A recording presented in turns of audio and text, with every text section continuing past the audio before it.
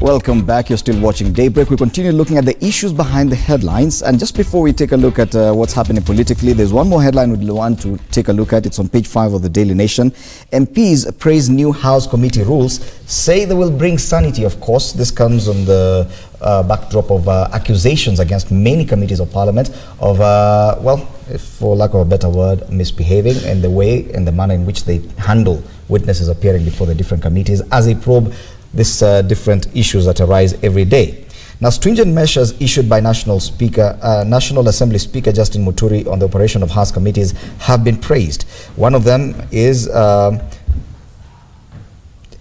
he's asked the committees to depart to either allow principal secretaries or senior officers of ministries to attend and respond to queries where personal attendance of the cabinet secretary can be excused. Yes. Of course, other things have to do with how you treat witnesses and such like things. But on this issue of new rules, for example, that CSs don't really have to appear before your committees. I know you've always insisted, and you've actually cancelled sittings where you call a CS and then a CAS or a principal secretary sent instead. Have you, for example, gone through this because it says that these new rules have been praised by MPs? Is that one of those things you agree with, that now you can call a CS, you can summon a CS, but instead a junior officer appears? Well, let me start by saying that I've not quite seen the rules in Parliament. So perhaps there, unless Gladys can direct, maybe they're yet to come before Parliament. But I can say one of the things I would praise if it came before Parliament would be the way in which members behave in, in committees, especially in relation to witnesses, and that there should be a degree of space and professionalism around witnesses before committees. But as to the CSS appearing, I do not see why CSS should not appear before Parliament. I am now doing my 3rd term in Parliament, and I've been through the parliamentary system and the presidential system.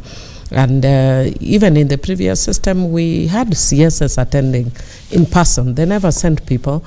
So I don't see why CSS would then be considered too busy, and they're the ones that have the highest political responsibility in terms of issues with their ministry. We are dealing with very weighty issues now, and I don't think you want to send somebody lower than the CS.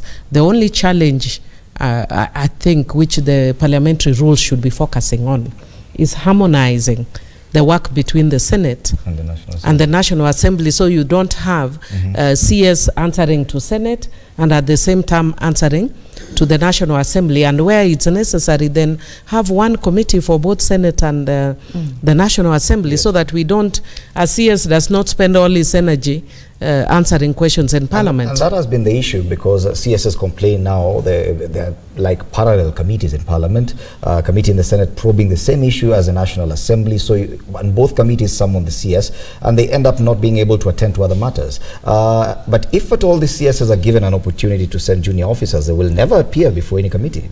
No, they will, because Parliament has now, I mean, the Constitution gives them a right to now write. I mean, you can't just send them 2 or 3 times. They will say now, since we are not getting the answer, we now need the head of the institution to come and give a final answer. So no CS would think whether the Speaker is bringing this, you will run away from your duty. No. But I think also when they were bringing in the CAAS, yes, Chief Administrative Secretary. Yes. I thought most of the work would have been taken by them in terms of coming to Parliament, answer a few of these questions. And now when it becomes very difficult, then now you can say, let's move on and get the head of the institution to come and answer. But now I don't want to say why they're not doing that, but I'm thinking, call it whatever name you call. I thought in layman's language, these are deputy CSS. So you have to, if you are deputizing, you come and you're able to represent, as you're able to represent the ministry and its issues. Yes. But the other thing that just to finalize on it is that I think, as Millie says, and I know Gladys will agree on that, time is now of essence, where when you have an issue that is burning, a public concerned issue, you can do a joint committee together, both Senate, and you pick a few members from this side, and you know you'll get a better report, and in a report that is more broader, it's inclusive, and it is one where you table in both houses and discuss the same issue, but you have achieved your goal. And I'll give an example of this thing of Sholei. You know, for me, I even wonder, why are we discussing a person who took a natural river, natural, God-given river, decided to deny many years people down and the other stream downside any water, and then when it comes and it brings disaster, we can entertain him in our country. We can be now telling him how we have to go through law, and you already first discriminated. It does not make sense at all in that thing, at all. Back to this issue of the National Assembly, CSs appearing before, because the issue about how members of committees behave with witnesses, that is pretty straightforward. But on the issues of CSs having the option of not appearing before a committee of parliament, despite the kind of concerns they have raised with regard to parallel committees, that could be a problem in as far as operations of committees are concerned. Okay, I haven't, like media, I haven't seen the final draft of these particular regulations, but there has been discussions in the House to improve the standing orders, to develop guidelines for committee operations of committees, regulations of how people appear, the manner in which the witnesses are questioned with some form of decorum and so on, and I think even in terms of providing evidence for any statements that they make. So there's been discussions about that. And I think it's this is just part of the improving the operations of Parliament. And I'm sure when we do look at the final copy of it, I doubt that the rule would really state that a CS can completely be absent. Yes, I think there might be some indulgence in some cases, but then there are cases that are of great national importance. They have no choice but to answer, because even though there is something of great importance in this country, the head of state will speak. He will not send somebody else to speak. But for example, once the speaker comes up with rules, are they debatable? Yes, it's a standing order. So it's actually, it's the members who will approve it. Yes. Okay. And for me, the challenge... That's why I'm not too sure whether... And the challenge for me about making it look like the CSS are so busy that they cannot come before members of parliament. Does it imply members of parliament are fairly lazy and have nothing better to do with their time? Can we send clerks of committees to interview, I mean, to take charge of our work, or our peers to vet the commissioners? Pari passu in terms of ranking. And I think if you look at the history of the constitution making, the level at which the CS is where the MP is. Okay. Yes. Time for final comments. Of course, I'd mentioned issues about Fort Kenya, why the Deputy President talking about welcoming Wiper Party officially to Jubilee, and therefore Fort Kenya Party leader Moses Wetangula saying now he's the one man standing in opposition. As you make your final comments, you could mention that. Let's start with you, Madam Speaker. Also try and help us understand what kind of headlines to expect this week. It's Monday.